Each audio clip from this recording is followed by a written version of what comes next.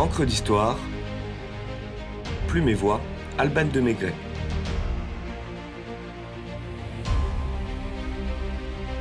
Rive droite, rive gauche, flânerie parisienne au fil des ponts.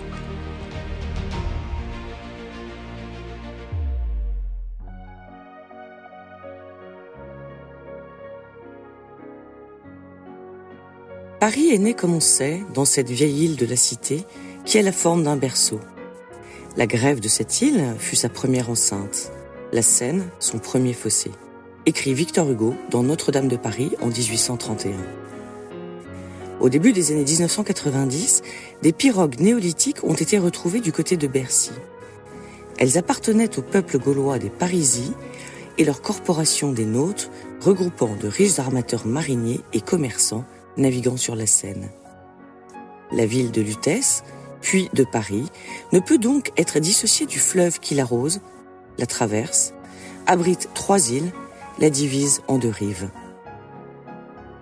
Qui dit fleuve dit berge, et qui dit berge à Paris dit patrimoine mondial de l'UNESCO. Qui dit fleuve dit rive, et qui dit rive dit pont, comme le dit la chanson de 1913, Sous les ponts de Paris. Pour aller à Suresnes ou bien à Charenton, tout le long de la Seine, on passe sous les ponts. Pendant le jour, suivant son cours, tout Paris en bateau défile. Cœur plein d'entrain, ça va, ça vient, mais le soir, lorsque tout dort tranquille.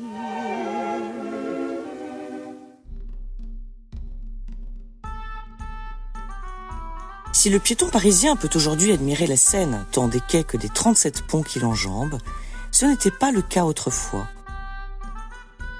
Dans l'Antiquité, seuls 2 ponts, le grand et le petit, reliaient l'île de la Cité aux rives opposées, avant qu'un certain nombre de nouveaux ponts en bois ne soient bâtis au Moyen-Âge à partir du règne de Charles de Le Chauve au IXe siècle.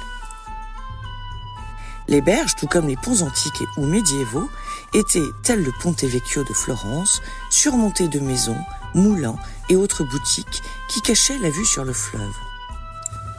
À l'origine, comme à Rome, il ne pouvait être emprunté qu'en présence d'un prêtre, le pontifex, tandis que plus tard, beaucoup exigeaient un octroi, à l'instar du pont au double, qui coûtait un double denier à qui voulait le traverser. Sur le petit pont qui reliait Notre-Dame au quartier Saint-Jacques, Saint-Louis avait levé le droit de passage aux saltimbanques ou jongleurs s'ils chantaient une chanson ou si leur singe faisait un tour, d'où l'expression « payer en monnaie de singe ». Les péages étaient perpétuellement embouteillés déjà, et Paris grouillait de passants et commerçants, cloutiers, lampiers, lanceurs de fil, cervoisiers, étuviers, pêcheurs, blasonniers, poulaillers, crieurs de vin, mesureurs de blé, poules, ânes, chèvres. Chevaux et moutons, moines et étudiants tentaient de se frayer un passage sur le petit pont, aussi encombré que le bazar de Damiette en Égypte, si l'on en croit le sire de Joinville, chroniqueur de Louis IX.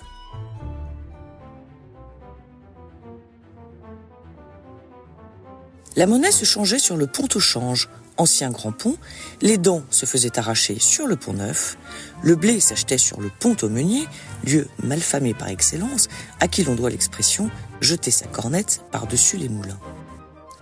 La ruse est de mise pour économiser le péage du pont des Arts. Le Philippe Rideau de la Rabouilleuse d'Honoré de Balzac, je cite, se faisait cirer ses bottes sur le pont neuf pour les 2 sous qu'il lui donnait en prenant par le pont des Arts pour gagner le Palais Royal. La Seine, mer nourricière, concentre donc l'activité des Parisiens, qui de plus en plus nombreux investissent des nouveaux quartiers et ont besoin de ponts pour aller d'une rive à l'autre et joindre l'île de la Cité, l'île Saint-Louis ou encore l'île Macrel, terrain de nombreux duels.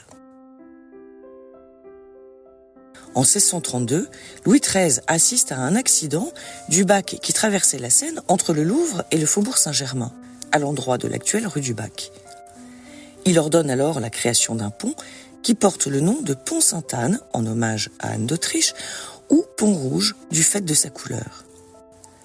Régulièrement endommagé et réparé, le pont est emporté par les grandes eaux en février 1684, comme le relate Madame de Sévigné dans une lettre au président de la Chambre des comptes de Montpellier, Thomas de Mousseau.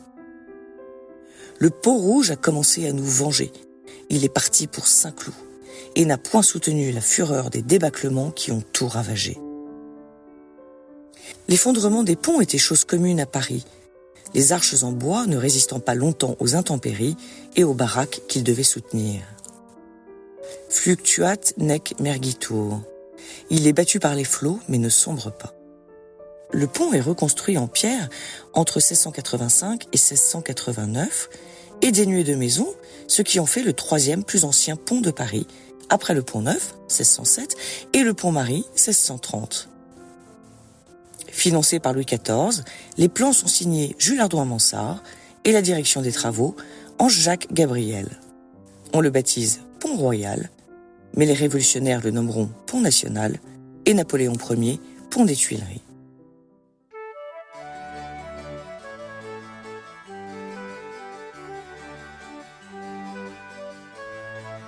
Ces nouveaux ponts conservent leur vocation sociale et commerciale, comme en témoigne Louis-Sébastien Mercier dans son tableau de Paris de 1782.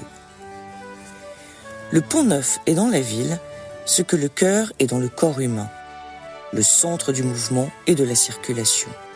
Le flux et le reflux des habitants et des étrangers frappent tellement ce passage que pour rencontrer les personnes qu'on cherche, il suffit de s'y promener 1 heure chaque jour.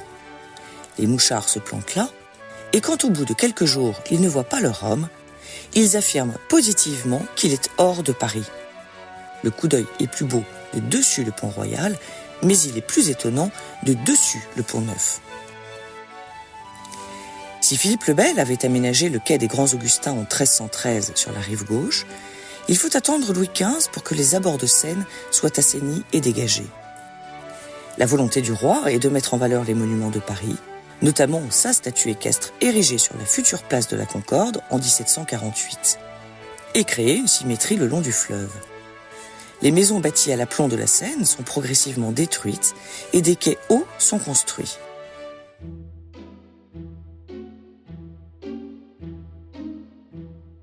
Le Second Empire voit fleurir 15 nouveaux ponts estampillés du grand N de Napoléon III, qui s'inscrivent dans la mouvance d'un Paris embelli et renouvelé, à l'heure du baron Haussmann et des expositions universelles.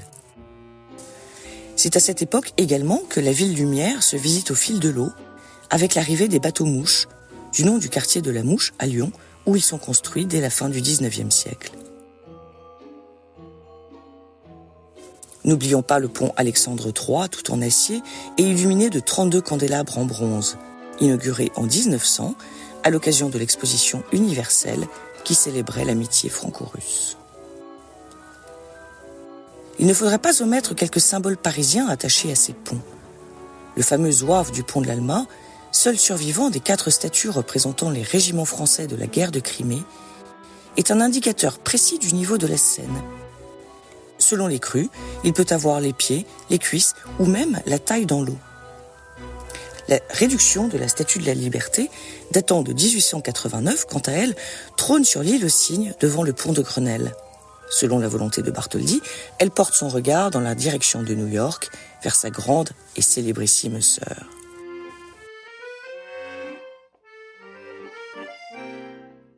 Emblématique du patrimoine de la capitale, romantique par excellence, les ponts de Paris n'ont de cesse que d'inspirer les artistes, à commencer par des peintres, comme Paul Signac, William Turner, Auguste Renoir, Camille Pissarro, Édouard Oppert, Albert Marquet.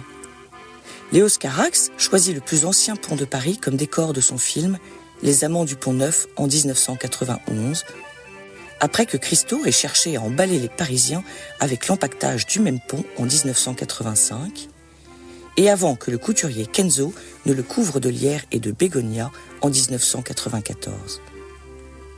Du pont national au pont de Garigliano, Paris offre son somptueux panorama fluvial, continuant aujourd'hui encore, et espérons-le à jamais, d'exercer la puissance de sa féerie sur les touristes, les Parisiens inlassablement émerveillés, ou les amoureux qui se donnent rendez-vous sur le pont des Arts, bien qu'ils ne puissent plus y sceller un cadenas d'amour depuis 2015. Alors, comme Guillaume Apollinaire dans Le Flâneur des deux rives de 1918, descendons vers la Seine, C'est un fleuve adorable. On ne se lasse pas de le regarder. Sous les ponts de Paris, lorsque descend la nuit, comme il n'a pas de quoi se payer une chambrette, un couple heureux vient s'aimer en cachette, et les yeux dans les yeux, faisant des rêves bleus. Jules partage les baisers de Nini sous les ponts de Paris. Jules partage les baisers de Nini sous les ponts de Paris.